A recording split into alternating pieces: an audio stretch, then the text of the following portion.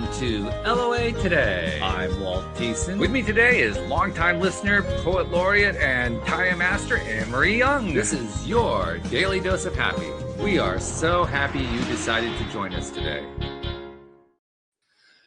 Anne-Marie, we have often talked about what it takes to make the kinds of changes in your life that are required that usually begin with mindset, right? I mean, this is like, by the way, you're on mute, just so you know, but this is one of those ongoing conversational points, right? How do you make that mind shift? Because that's where all change begins. It begins in the mind.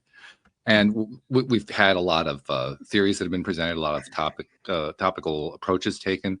But it's not often we have somebody on the show who literally has studied that one particular piece and come up with a system for that. That's a little bit more unusual, don't you think? Yes, it is. And it's going to be interesting to listen to. It is, yeah. And we're going to get to know all about it.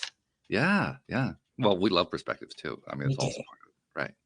So, yeah. So without further ado, we're going to welcome Alain Salas to the stage here. Alain's from, he's currently living in Kansas City, here in the U.S., but originally from France. And we're going to learn all about how he ended up on this trek in the first place, because from what little I know about it, it's quite a tale. And as so often happens, Anne-Marie, we're recognizing this because this happens a lot.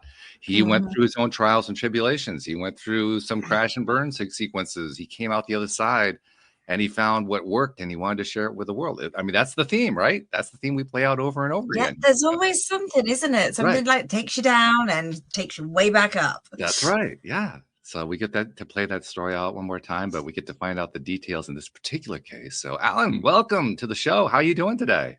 Hey, thank you for the intro. Bonjour, everybody. Bonjour. Bonjour, Walt. Bonjour, Anne-Marie. I'm really super excited because, the way you are introducing it means that you have been exposed to this kind of work. And so I would love to have I would love to have your input to what you think of what's different. And it's always fascinating to me to talk to people who have been exposed and interested about the limiting belief, right? Which is what we're going to talk about that today. So, yes, well, limiting beliefs pretty much define all of our lives. So that's why exactly. It's always a topic around here. Yeah. Exactly. In fact, we wouldn't actually be alive without limiting beliefs. I mean, we often think of limiting beliefs as a negative. That they're actually a positive. They're like, that's how we define and understand reality, is through those limiting beliefs. The question is, are they limiting beliefs that are serving us, or limiting beliefs that are getting in the way? That's really where it comes down. Exactly. It's more like limiting belief or empowering belief, right? Okay, that's a good way to say it. Two things. Yes. Yeah. But you got to tell us what your story is. How did you end up in this path? Okay, let's do this. I'm super excited. Okay. All right. So here it is. So I was born and raised in south of France, right? And I used to live on a sailing boat. That was my dream, to have a sailing boat. Wow. And I used to rent boats, right? So picture that I was like, working maybe 7 months a year, right? During what we call the summer season. And the rest of the time I was traveling, even with my boat, or when it was like too cold in the Mediterranean Sea. I used to travel in the South Hemisphere, right? So I was basically a sun chaser. I didn't know what winter was. I had no idea what, snow was. And so it sounds like a rough life. It sounds wonderful. I know. So, and here I am now in Kansas City in the Midwest. There's no ocean, nothing. But I'm doing what I'm supposed to do. So that's wonderful. And so I was basically living on a boat and having, living the life. I was single, so used to party a lot, long hair. They used to call me the gypsy, right? With the earrings and all that. So anyway. I can picture that actually. So what happened, I had like a calling, I saw myself helping people. And so, when you've got a calling, you just cannot say no, right? I mean, your mission of life has been given, right? So you just have to do it. And so the only things, like there was nobody in my family or nobody that I knew who was involved with on any kind of medicine, holistic medicine, like doctors, nurses, none of that, right? So I started to talk to my clients, right? And I was asking them, hey, do you know? And one of my clients ended up knowing a Chinese doctor. And that Chinese doctor was French, but he spent 10 years in China. He was fluent in Chinese. Okay. So I said, okay, well, let's meet that guy, right? And so I did meet him, and he was spending only a week there. And so we had one meeting, actually, and he told me, okay, you need to read those 3 books. And after you can come to, actually, it was my own town, right? You can come and visit me. I will give you a treatment and we'll talk.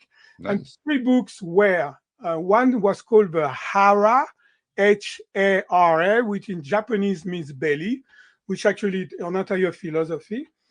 The other one was the Tao Te Ching, and the other one was the man between earth and sky. So I read all those books, and the season was over.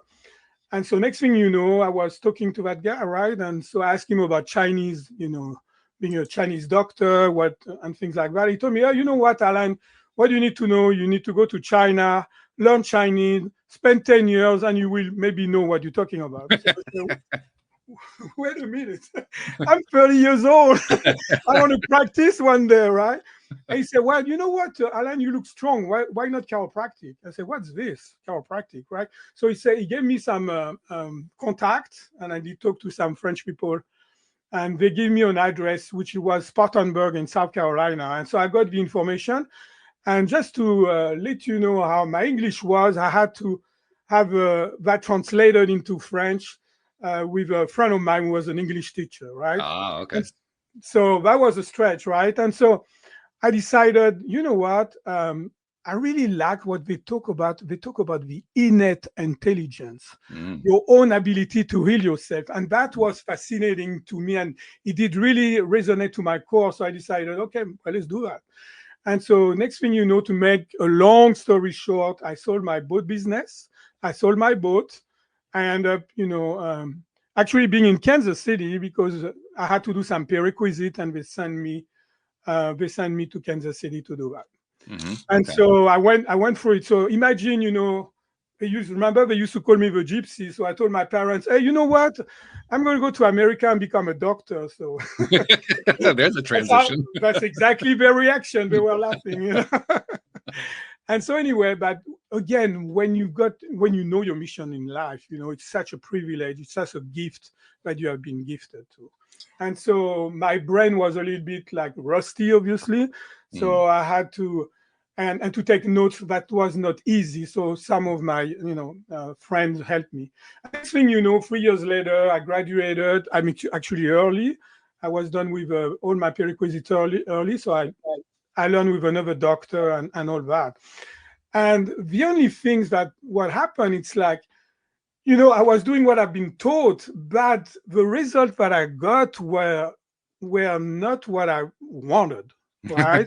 And it's not, I don't think it's because I've got high standard, right? But I really want to help people. Remember, this was the core of my mission in life, right? And so the problem was, okay, how come it's not working as well, right? How come you bring people, at a certain level, and after you plateau and you don't get any improvement, and in order to keep the improvement, they still have to come to see you. So I said, there's something wrong with that, right? Yeah, so I said, why not about taking care of the inflammation, right? Why not taking care about what we call the chemical stress? Because chiropractic and other techniques like that are more about the physical stress, right? You just a physical adjustment, like they call, or things like that. So I started to study inflammation, right? And so what happened, my practice started to boom, right? Because I will find out, for example, Walt, I will find out, okay, which organ are under stress and what's causing the stress in the organ. Okay. Right. And so, and after I will tell you, you know what, you've got some gluten or dairy sensitivity. So you need to stop eating that. So that's going to decrease your inflammation. We're going to treat a pathogen that you've got. And by the way, you've got some heavy metal toxicity. We're going to take care of that. So people really appreciate also the lifestyle changes and all that. So that practice was, I was seeing 250 patients a week. Wow. And for employee, oh yeah, that was a lot of people. That was like a factory, Yeah. Really. 250. Oh my goodness. Yeah, it was a lot. It was a lot. But I was living my passion, I was helping lots of people. And I have 4 employees that, I taught, how to do things like that. I could have a domino effect, right? But the problem with this, it's like I started to burn out. I would think. I'm sure. I'm doing the math here, and I'm thinking to myself, okay, that many per week, so 7 days a week. That means you're doing somewhere around 38 a day. And there is, if you're working more than, let's say you're working a 12-hour day. But remember, the math I is incredible. I had 4 employees, so there were 3 employees who were like doing the testing and all that.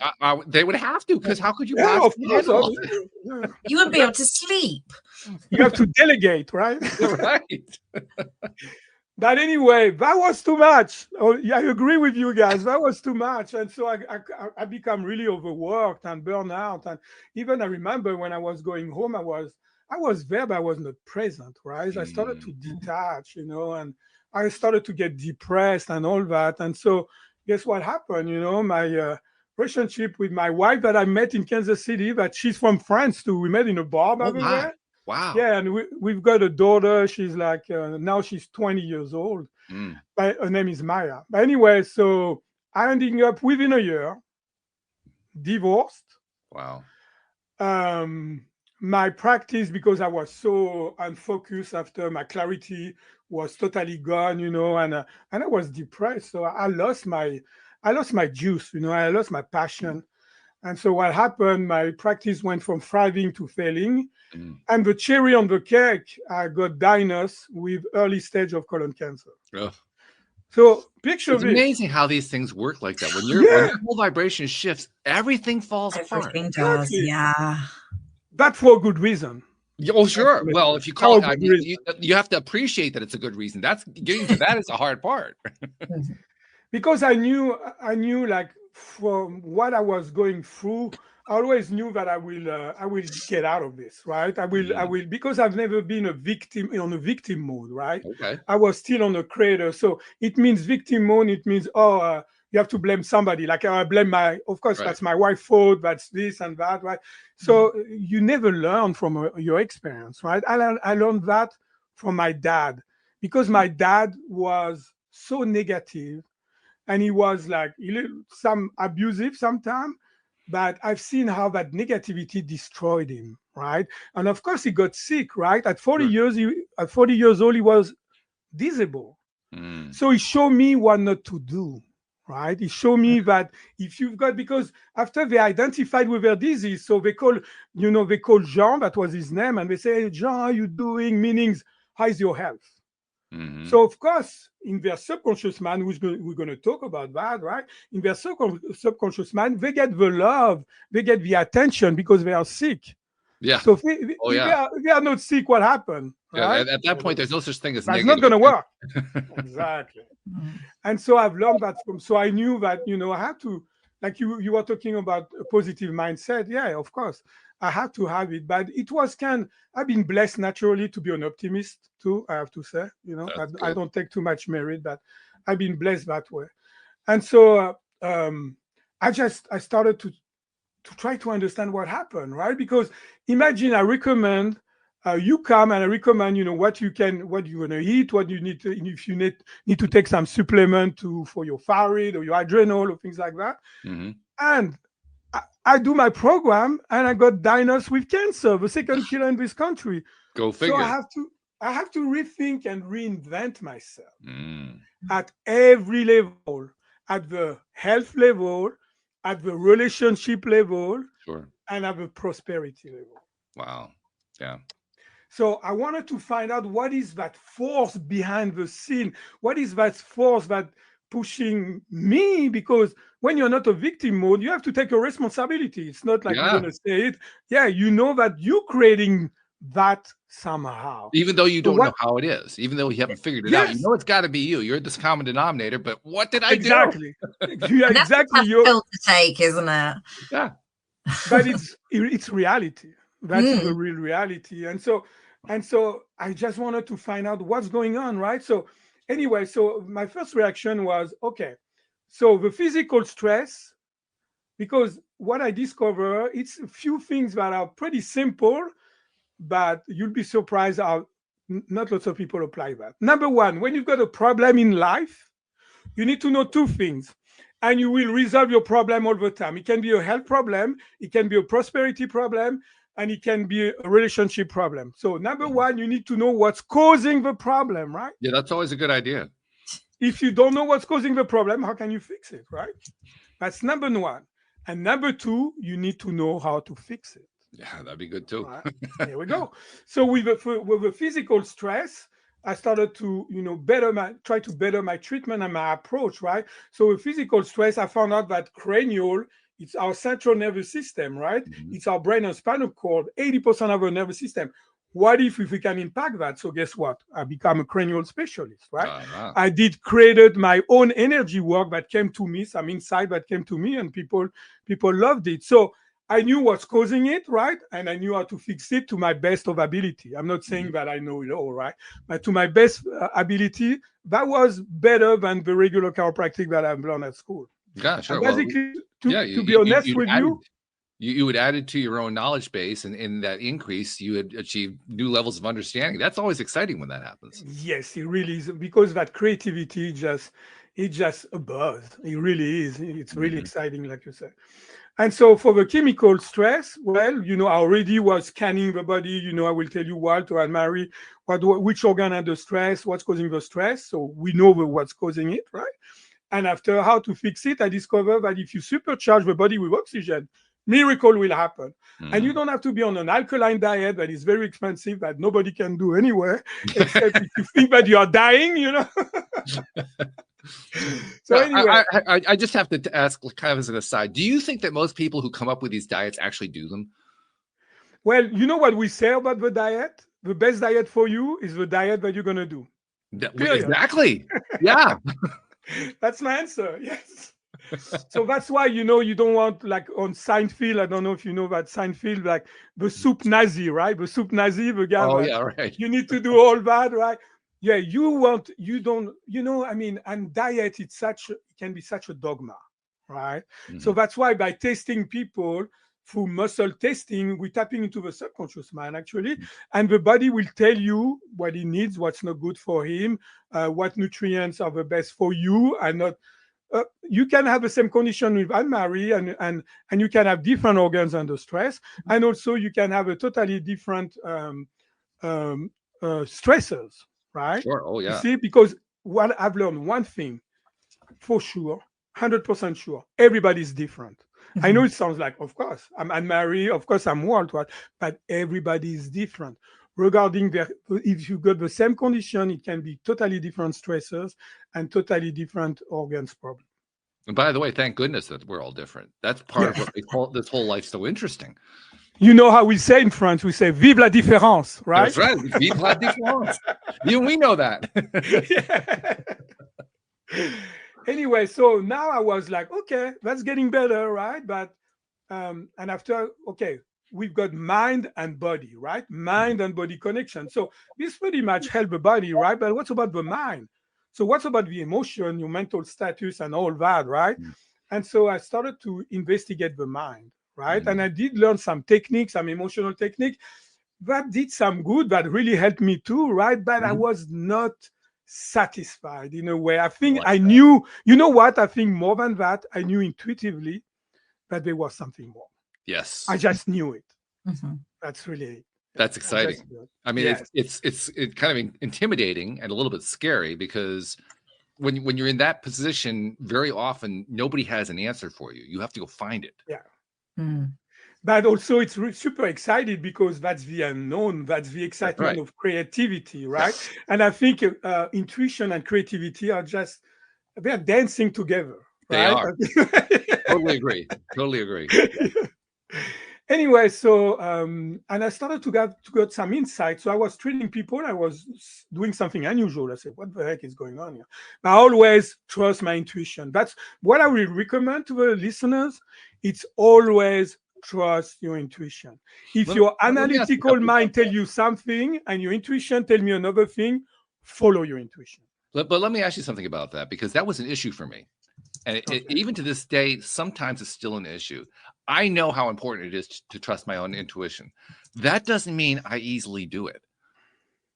I mean, I'll sit down and say, okay, I'm going to trust my intuition, and something comes to me and say, yeah, I don't really buy it. I don't really believe So it. maybe what you need, you may ask for some confirmation, because it means maybe you're not sure, right? Oh, maybe, yeah. I don't know. Well, you see what I mean? It isn't so much that I'm not sure. It's that I don't really trust that I'm actually receiving the right information. But I don't trust myself in that sense. That the problem is because we're too much in our heads. Absolutely. We have been programmed in a way that we need to resolve problem, right? So you resolve a problem. So when you guess what?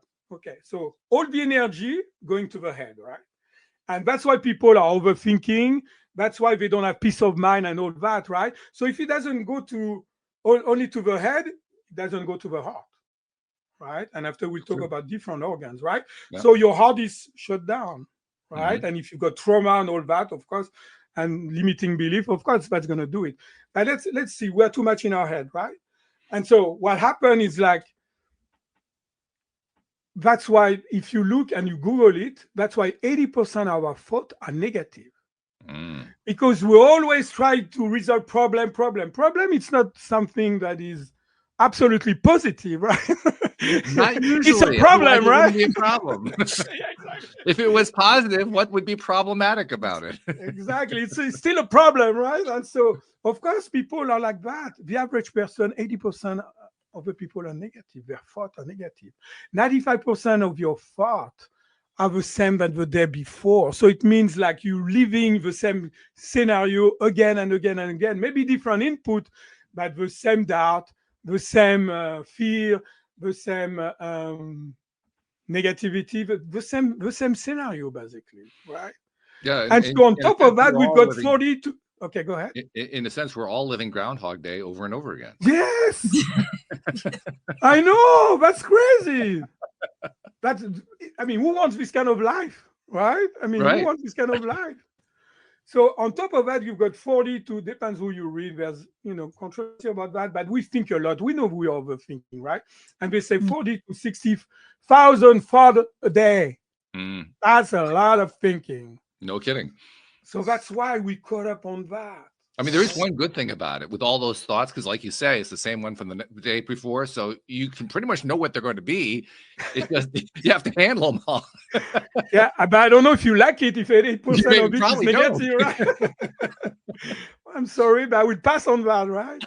And so I started to study that, and, I just got, all those information coming to me. And what was mind-blowing is this kind of information. That we actually, Walt and Anne-Marie, we live in two separate worlds in the same time. So what do you mean?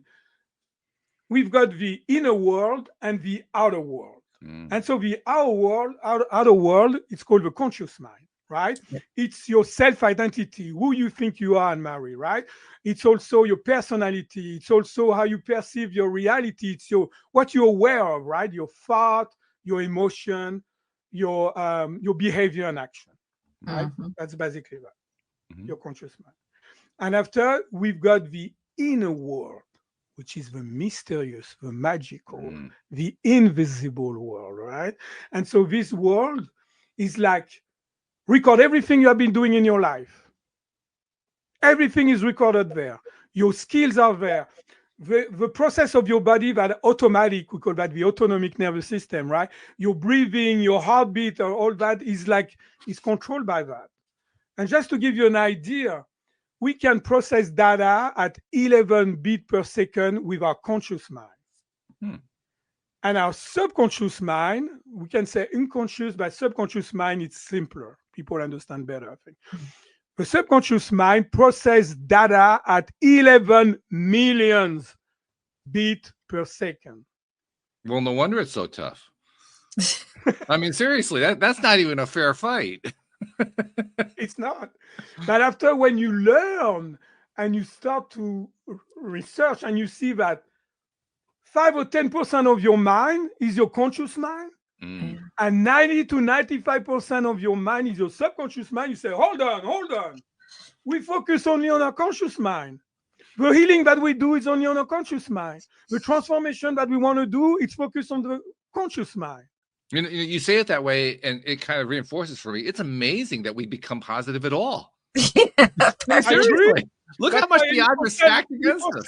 80% is negative. Yeah, you have to be a superhuman, right? I agree. Isn't it crazy, though?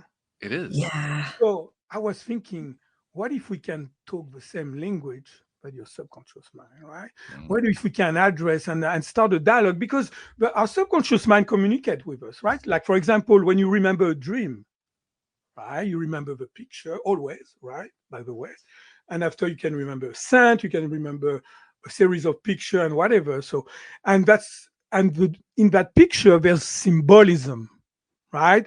And so that's why a picture is worth 1,000 words, right? Because that's why also, if you've got a dream and you've got book that will help you to, it's called like dream interpretation, right?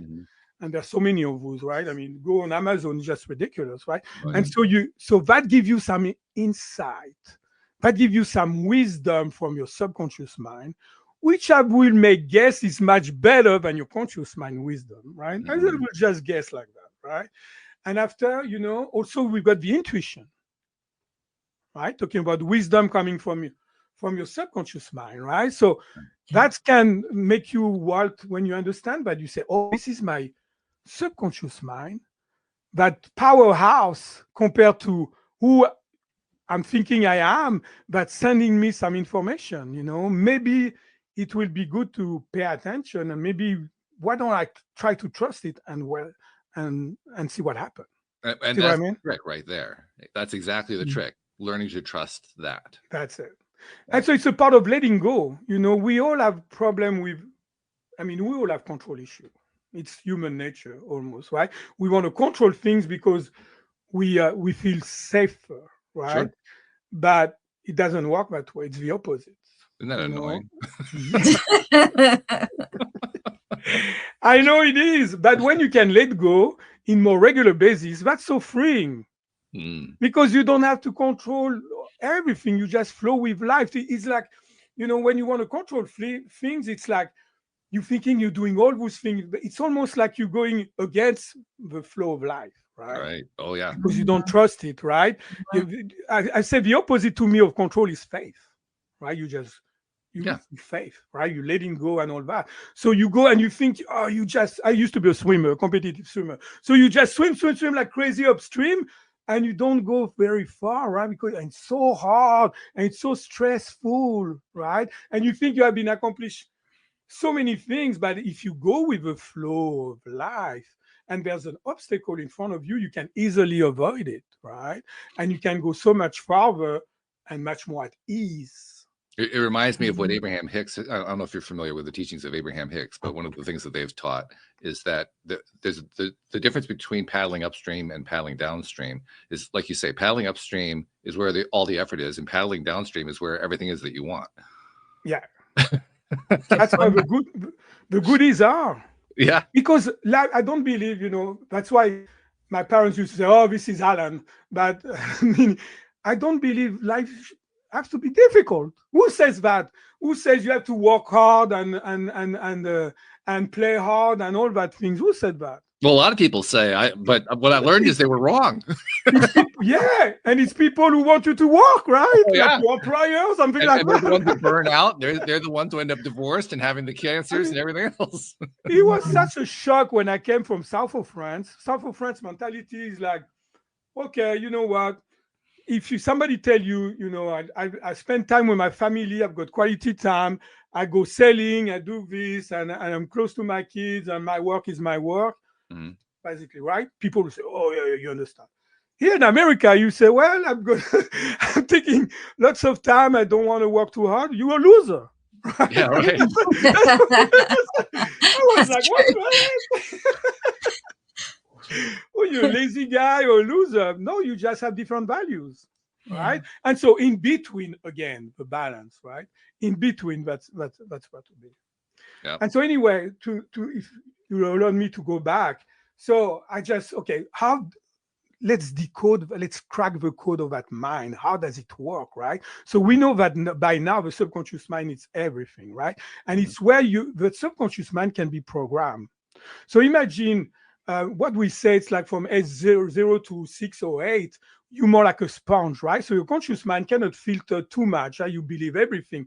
That's where you're more susceptible to create lots of programs. And some programs are good for you, like you said, which we call that empowering belief. And some programs are not that good, right? And so we call that limiting belief, right? So let me give you an example how we can create that. So let's pretend there's a little girl that sees the dad that is a drunk, right, coming every night and beat up the mom. What do you think that little girl's gonna attract down the road as a romantic relationship? Is this a quiz? Yes, it is. I put you on a... Let's see. Do I get more than one guess? Okay, 1.5. 1.5. Gee, I'm just going to go out on a limb and suggest that maybe she attracts the same kind of man. Who knows? Exactly. So now there's normal. There's lots of questions that comes out of it, more than people think. So first of all, how did she attract it? Did she went to that guy and say, hey, shake the hand? Okay, why don't you kick my butt every night, right? Yeah, right. It's not going to happen that way, right? So it means that the subconscious mind has been programmed. Because if you ask that a little girl that grew up and you say, hey, do you want and do you enjoy to be beat up like your mom? What she's going to say? She'll say, heck no. So the conscious mind says something, but the subconscious mind says totally the opposite. Why? Because the subconscious mind has been programmed as men are predators and women are prey. So now, how she's going to attract that guy? Remember, she's not going to go to see him and shake the hand and say, hey, can you beat me up, right? It's not going to be hard, actually. It's actually going to be very easy. I mean, I don't mean to say that it's an easy situation, but it's going to be a very simple path to get there, because any so-called man who's going to behave that way is going to spot her. She's going to be obvious to that person. Yeah, but how? You see, that's the thing. So that leads me to think, and maybe you agree or disagree, but that led me to think that our subconscious mind are connected. And that subconscious mind of that girl is going to say, this guy, you're going to fall in love, right? Because this guy, he has been bullied and now he's a bully. And you're going to be able to tango together. And you're going to play that dance. You see what I mean? Yeah. So that's why when people say we are one, in a way that I truly believe our subconscious mind connects us, right? And let's see, for example, on the front of that little girl, the subconscious mind is going to read, please bully me, right? And on the front, the forehead of that gentleman, I will bully you, right? And so that only the subconscious mind can read this. And by the way, only the subconscious mind is aware of that. You see what I mean? And so I just wanted to emphasize that he's not a gentleman. He's not, but again, maybe he has been bullied, right? You see what I mean? Sure. So it's not that simple sometimes, But anyway, so and so that's truly the way it happens. So there's 3 case scenario with that little girl mainly, right? I mean, there's probably more. But case scenario number 1, she's going to marry that guy, stay with that guy until she passed, right? Okay, abusive relationship all the way. Yeah. Number 2 case scenario, okay, she's going to be with that guy, and after she can say, whoa, that's too much. And maybe she's going to have another guy, and maybe along the way, she's going to have like kids, right? But she's going to be suffering quite a bit, right? And usually what women are telling me? They're telling me, oh, I don't want any men in my life. They're not good for me. It's always the same story, right? So they give up on romantic relationship, right? And so also what can happen, because we learn from life experiences, right? So she can attract somebody that's totally different. Like somebody that just respects her, somebody that's very supportive and loving to her, and see her as an equal. That's how you know you healed. Yeah. That's how you know you healed. That's also a breakthrough moment, because when you have gotten to that level of self-understanding, you have also gained a level of self-appreciation, self-confidence, and knowledge. And that combination is an amazing combination. Yes, it is. Yeah. But there's a shorter way to do that. That can give you, like what you're describing, you know, the level of confidence, the level of certainty and all that. There's the shortest way. What if we can tap into that subconscious mind? And those are the 3 steps of mind clearing right there. So what do? You delete the limiting belief. You download instead empowering belief. And very importantly, you want to create and manifest that in your life, right? Because here's the truth. Even it's happening or it's not happening, right? You know, misery state is called the show me state. And I'm pretty much like that, you know, either it's working or it's not working. So what will happen? She will attract a different relationship. And she doesn't have to go through all that suffering. Right? She can find somebody that does, like me, mind clearing. She can find somebody that does hypnotherapy, but you just want to connect to that subconscious mind. So how do you do that, right?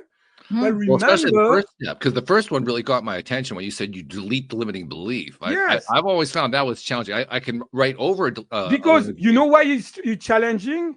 Because everybody told you need to identify them. I say I could care less about what they are. Oh. Okay. Interesting. Yeah, I don't care. So that sounds tricky, actually, because you haven't identified it, but you're going to delete it. I mean, that's pretty clever. Because why? I'm going to use my analytical mind to figure out, you know, what is in my subconscious mind. Good luck. You know, analytical mind is your conscious mind. You know, it's only there are people who have devoted their entire careers to doing exactly that. That's right. A little bit. It's true. Anyway, yeah. But anyway, so what I thought about the dream, right? So the way the subconscious mind process information is pictures. Because in a picture, you can put so much data. You can put the symbolism on it. There's so much data. So I said, okay, let's try it. It took me 3 years, right? It didn't come like, oh yeah, well, let's do that and we're good. But I said, okay, why don't you, for example, Anne-Marie, you've got some neck pain officially now. You have some neck pain. Lucky you. And so you come to see me. Yeah, I've heard that, you know, you can help. And Walt told me that, you know, maybe you can help my neck pain that I had for 10 years, right? So, okay. So I say, you know, your mind is very powerful. And when you tense in your mind, you can tense your body, right? And so let's find out what tense your mind, right? I keep it very simple, right? Everybody should be able to understand what I do, right? And so what we're going to do, I'm going to ask you, Anne-Marie, to visualize the worst neck pain you ever experienced in your life. So that's going to be your limiting belief. Yeah. With all the symbolism. And what I'm going to ask Anne-Marie is just to do that. Whatever picture comes first, work with it. Because that's the one that is less filtered by your conscious mind, right? So you visualize that. I don't want to know what it is. It's very private. For example, if somebody comes to see me is a murderer, has been killing somebody, want to get rid of that. That's not my business. I'm just here to help, right? And it's not my business. Scary, actually. But you know, that's the way it should be, right? I mean, you want to get rid of a negativity, right? That's how we can improve the planet, right? One person at a time. And so anyway, so you visualize that and you tell me, okay, I got it, right? So we will customize a deletion program, if I can say that, right? Customized to you, right? And you will do it. You will send the program to yourself, which I call the past you, which I'm going to elaborate after when I explain the other way you can get some limiting belief, right? So anyway, you're going to do that. And after I say, okay, all right, number 2, what I want you just to visualize the opposite of that picture. And it's a picture that you love absolutely, right? Okay. From 0 to 10 should be a 9 or a 10 over 10.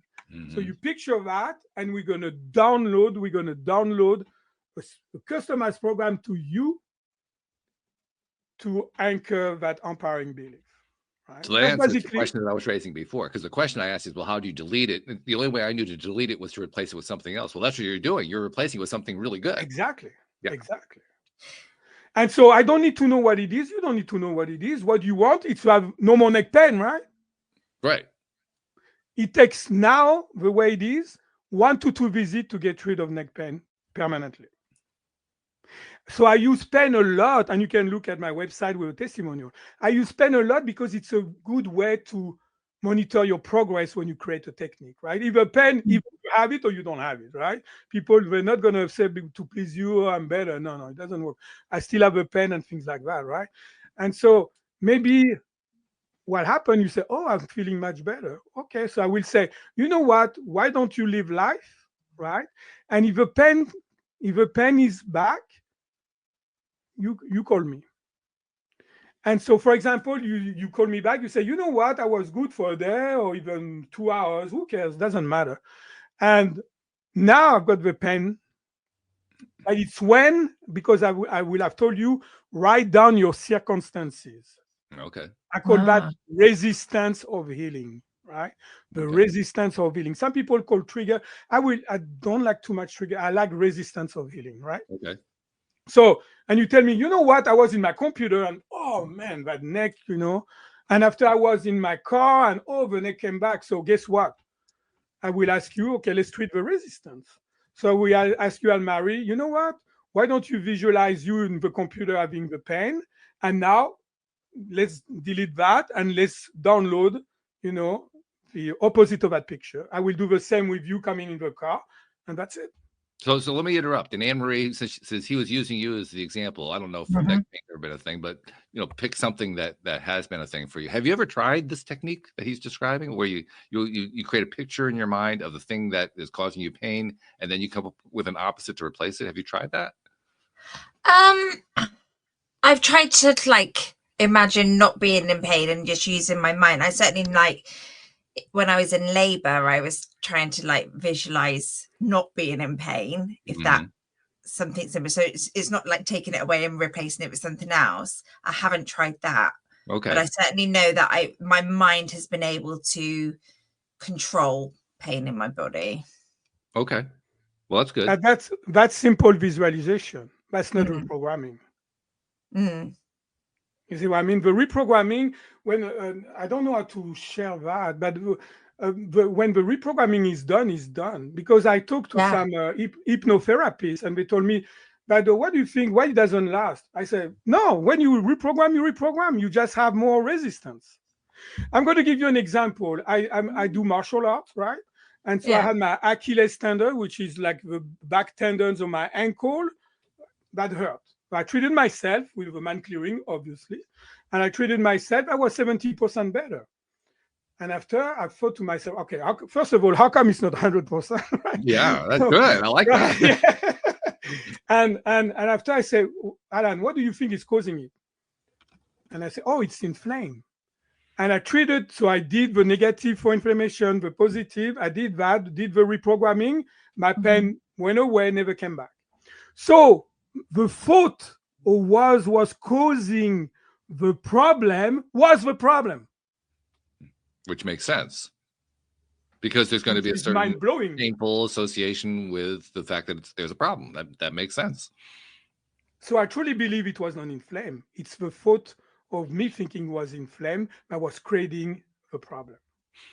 Now, the part that is at least challenging to me, and I suspect is challenging to other people, is, okay, I can imagine what the picture is of the pain source or whatever it is that I'm trying to overcome. I can perhaps sometimes, not always, sometimes I can come up with what the opposite is or what the positive reframing is. It's often challenging, though, when I'm in that painful state to completely replace that image, because I'm still being drawn to that painful state. Even in the process of replacing the image, I still feel the pain. So actually doing the replacement and making it a permanent replacement, that's a challenge. I never had that problem. It has to be very excruciating pain. Like you touch the person, like I treated a sciatica this morning. Like you touch the person and she will jump, right? And he or she cannot think, right? That will be really extreme cases. But you have to understand that this is not only visualization, right? It's not like you think, you feel. You have to do the download. And so let me elaborate on that. That's maybe will help you a little bit. So there's another way that we can get limiting belief, right? And so it's for trauma, or a big challenge that we have. So like PTSD, right? Everybody's talking about it, right? Post-traumatic stress disorder syndrome, right? And so let's pretend I'm in Iraq and I pull the trigger and I kill my best friend by accident. Ugh. Come back to the US full of guilt and shame and all that. I have to explain that story. And so, and after my, like for me, in a way, my life goes down the drain, right? Become unhealthy. I medicate myself with addiction, like alcohol or drugs, illegal drugs. My relationship, my wife goes down the drain, and I'm ending up maybe homeless, like so many Vietnam vet, right? And so I'm a mess, right? Why? It's because a part of my soul is still pulling on that trigger. Okay. Yeah. I've called that the past you. So I'm still there pulling that trigger. What if we can bring that past you to the present? Because this is our past that actually dictate our present and molding our future. So we can change our past.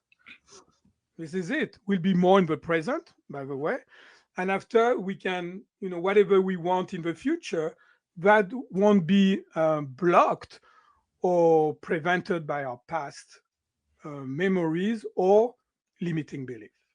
It sounds ideal. The part of me that's skeptical is the part that has tried and failed to accomplish that. So that's why I'm curious to know more about how do you make sure that you happen to make it work 100% of the time? Because that's what you said your goal was. You got 70% and you wanted to get to 100%. So what was the difference? Is that down to the belief, though? The belief system that you mentioned earlier is just, trusting in the process, believing in the process. No. It's not actually, we use the placebo effect, but it's not a placebo effect. So it means that you don't have to believe in the technique in order to work. That's what you were saying, right? Okay. Or maybe I misunderstood, but that's what I understood. You don't have to believe in that. You just do it the process. It's like, let's pretend now we are on a podcast, right? You interview me, right? Yep. And now the sound is gone, right? That's the way people are treating limiting belief now. They do journaling, they do some visualization, but they don't reprogram it with it, right? They do just so the way we communicate to a subconscious mind, there's no more sound. And I do sign language, right? The mind clearing brings the sound up, right? And now my mic is on and I can talk to that subconscious mind and tell the subconscious what I want. I don't want this, I want this. Okay, but what made the difference that enabled you to make that shift? Because that's where I'm pretty sure that's how you got from 70% to 100%. What do you mean 70% for my ankle? You were talking earlier about how you managed to achieve 70% relief of pain, but you were wondering why you couldn't get to 100%. Yeah, because there was another resistance. Remember, and I explained with Anne-Marie, the resistance was when she was, using a computer, the pain came back, and when she was in the car. So there was more resistance that were there, right? So it's like the resistance can be what we think is causing the problem, right? It can be also some situation that the body memory have. It's a possibility also, but more than likely what I've observed by doing this technique, because I've learned so much, just by treating people and see how people react. For example, I treated somebody who had bloating, right? And from my background, bloating comes from food. You need to find food sensitivity. You may have yeast overgrowth. I said, okay, let's do mind clearing on it, right? So we did mind clearing. And this is all on my website. You can check. There's the name of the person and all that. And what he said he was gone. He thought he was the fool, right? And he had no more resistance. But what he told me, he said, now my breathing is better. So what does that mean? It means you had some similarity of limiting belief that were affecting his gut and his breathing. And that's why you don't need to know what it is. You just want to change your outcome. So just picture this. Let's pretend that your mind is like a computer, right? And so the hardware is your brain. The software is your subconscious mind. The output of a software is your conscious mind. And your behavior is the screen. Okay. What do you want? You want to change your screen. You want a beautiful screen, right? You don't want a shitty screen. You want a beautiful weather screen, tropical island, whatever you like, right? That's what you want. Yeah. Who cares? Who cares what is that limiting belief, right? This is the hard way. If you have to look into that and feel stuff and all that, it's lots of work. No kidding. It's repetitive, right? You have to be super patient. You have to have a faith, like it's gonna happen, right? You have to be persistent, and maybe it's gonna happen. That's what I'm saying. Maybe when you've got results that almost on the spot, it just builds your confidence, right? You say, "Oh, damn, that this guy, that crazy French guy, he knows what he's talking about, right?" And so now I'm feeling better. I didn't say that you were totally healed, right? And to me, totally healed means what? Means that we found what's causing the problem. We know how, we fix it, and you're done. You move on to another things that you want to get rid of on limiting belief, right? And so that's why true healing is about. It's after you move on. You're done. You don't have to take any supplement. You don't have to take any other things. I understand it's mind-blowing. I understand. It's just a different technology. That's it. And it doesn't have to be complicated. When you speak the language with somebody, I used to travel a lot. And what was very frustrating to me, there were some people who were super nice and I wanted to communicate, I just wanted, but I couldn't, right? And so that's frustrating, trust me. Sure. It's very frustrating. But if you talk the same language now, they've got some translator, Right. Oof, you say your sentence, boom. Oh, that will have been so helpful for me, Yeah. And after you can communicate, you can share, you can go in depth or whatever subject, you can help that person, you can do so many things, and that's the same thing. And it's simple, it's not complicated. You just speak the same language, that's it. Yeah. Yeah. When you're talking the same language, it definitely makes it easier. I have somebody who cleans my house, and she's from Brazil, so she speaks Portuguese. And her English is very poor. So she uses that translation device with me whenever we have to communicate. It's kind of weird when you actually when you're doing it, because she holds the phone to me, I say it, she pushes the button so she can read what the message is, and then there's like a process that you're going through to do it, but you're communicating. At least now we're talking about the same thing at that particular point in time. Exactly. And that is a breakthrough when that happens. And that's how you make things happen, because if you can tell her, I want my bed clean differently, don't do the bathroom, but I will rather you to do this. I mean, now you're efficient, you're productive, right? And it's easy. It doesn't have to be like, it's like it's flowing. But yeah, well, the flow definitely is where we want to be. There's no doubt about that. Yeah. I'm still curious more about the what the actual technique is. The method. So that's why you need to. That's why I tell people. I'm sorry to cut you off, but that's why I tell people, true knowledge about experiencing. You just need to experience it. Because I can talk about that forever, hours about it, right? It's talk, right? It's nice to have knowledge. True enough. Don't get me wrong. It's better when you apply the knowledge, right? Much better. And so you just experience it and you'll see for yourself. That's why, on the podcast, they ask me, how will you persuade people? I say, sweetie, we cannot change anybody's mind. We cannot. It's not possible. It's just not possible.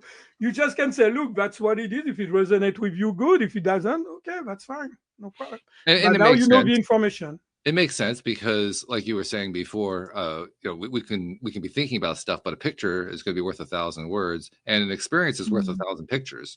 I mean, that's really how much bigger it is. So you're right. That's going to be the best way to learn something is through the experience. It's going to have more data for you. It's going to feel more real. Yeah, and you will expand the changes. You can experience the change. Right. That's it. That's what I told people. You'll feel different, like on the spot. It takes an hour, right? I mean, it's almost on the spot, but you will feel different. And why pain is so attractive, because if you are not sure, or you say, well, I want to try, but this guy, what he's saying is like too good to be true, right? I say, I will ask that person. I will tell the person, let's do something that if you got pain, let's do it. Right? Because pain, again, that's how I did improve the technique, right? Because I had to replicate the torus, the electromagnetic field around the human being, right? And so at the beginning, I was going only one way and I had to go the other way. And when it was a breakthrough after, the treatment lasted, first of all, they were clear much faster and lasted and lasted. Right? So obvious question, does this only work with pain? No. I'm giving that example because that's where people say, oh, wait a minute, that's not possible. Right? That's why it works for everything. It works for, let me explain you why it works for everything, right? So let's pretend there's a triangle, right? Picture a triangle. And inside the triangle, you've got what we call limiting belief, right? So if you've got limiting belief, well, what's going to happen? You're going to have negative thought. If you've got negative thought, you're going to have on the base of the right side of a triangle, you're going to have overwhelming emotion. And the overwhelming emotion will give rise to non-desirable behavior, which lead to unproductive action. Right? Okay. So let me give you an example. Let's pretend my dad told me I'm a loser. So my limiting belief, I'm a loser. So I'm going to think I'm a loser. I'm going to feel like a loser. I'm going to behave like a loser. I'm going to have a loser outcome. And that loser outcome, I'm going to feel more like a loser. I'm going to think, I'm really a super loser. And that's going to reinforce that subconscious belief, right? So it means... right now, just hearing that over and over again. So it means, I call that the subconscious stress loop. And we've got all the subconscious stress loop, running in the background. Right? So here's the thing. When you got your thought, your emotion, and behavior align towards what you want, you're gonna manifest it. Yeah. You're gonna create that into your life. Sure. Yeah. Well, that part, I think we all understand it at some level anyway. Some belief system. That's it. But where it comes from, it's come from the limiting belief.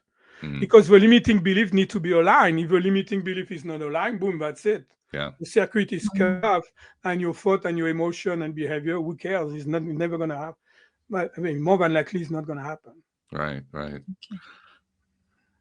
You're going to say something, Anne-Marie. What is it? No, I'm just literally trying to piece it all together because my brain's got lots of little questions and trying to think it, and it's making sense and it's kind of clicking together now. I think I'm just going to have to watch this episode again and go check the website out because I know there's a lot. It is a lot. And there's more if you want. You want more? We can go even further and zoom out.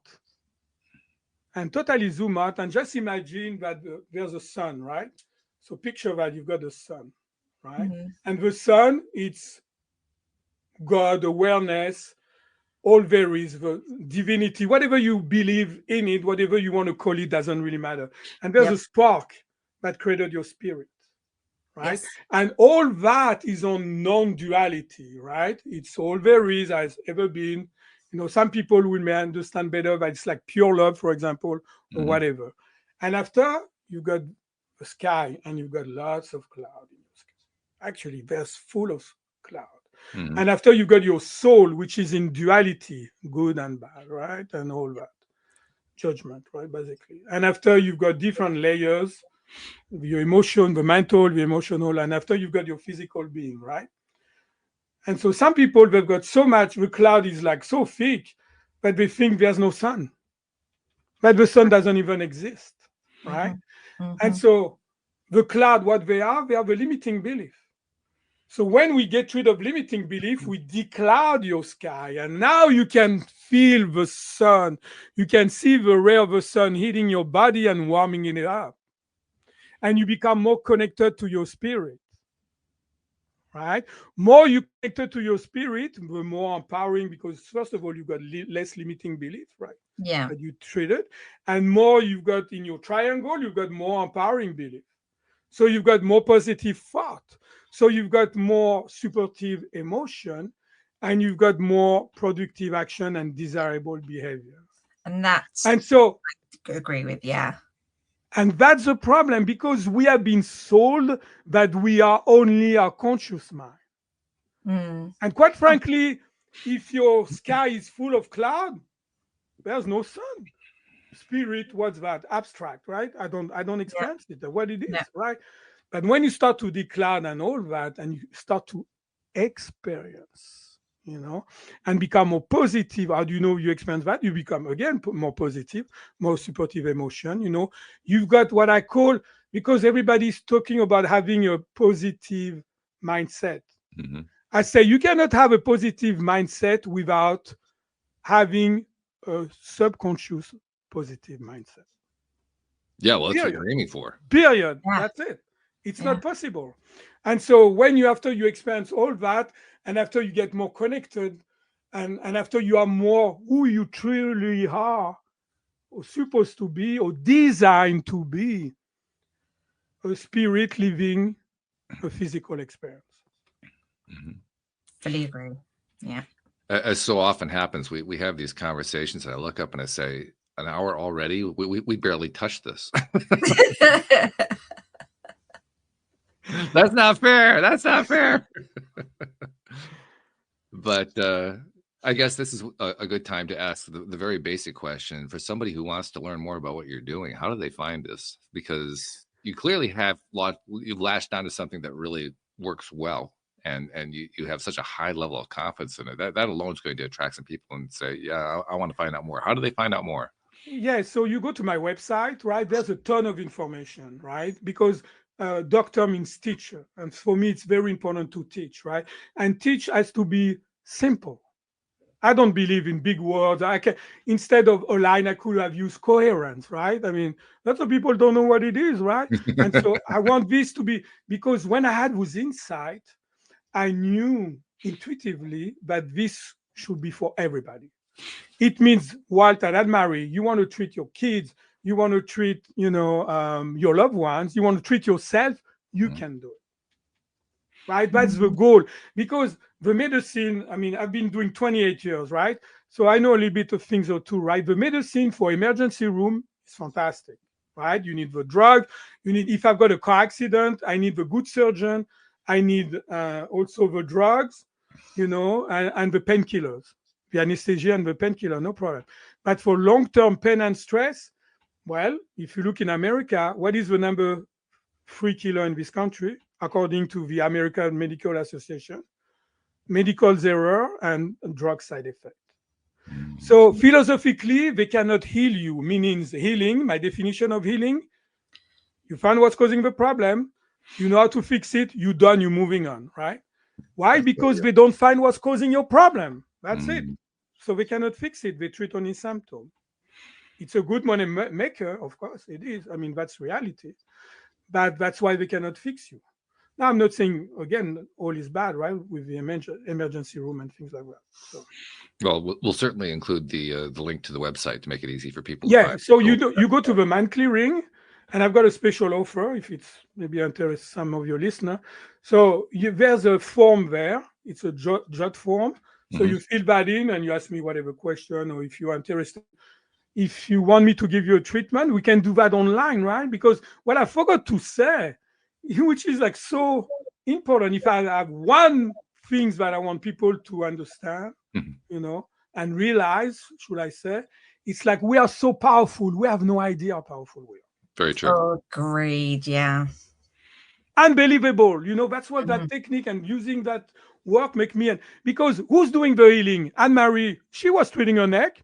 I'm just a guide, helping her, guiding her to do that. She's the one who visualized the negative picture. She's the one who visualized the positive picture. She's the one that download the picture to a past, to a past you, to a past her. She's the one doing the work. So that's what I love, because you don't have to trust me or believe me. I don't do muscle testing to tell you, oh, this is this negative emotion that is impacting this, and that's why you cannot do that. None of that. You are doing the healing, which is the way it should be. That's true. That's it. Yeah. We're empowering people, it's the holy grail of healing. It is. This is it. There's no better than that. No better than that. And so you can replicate that. You learn the system and all that, and you can do that to yourself and other people. So if you want to experience it, remember, true knowledge is about experiencing things. I will give 20% off on one of a visit, right? Nice.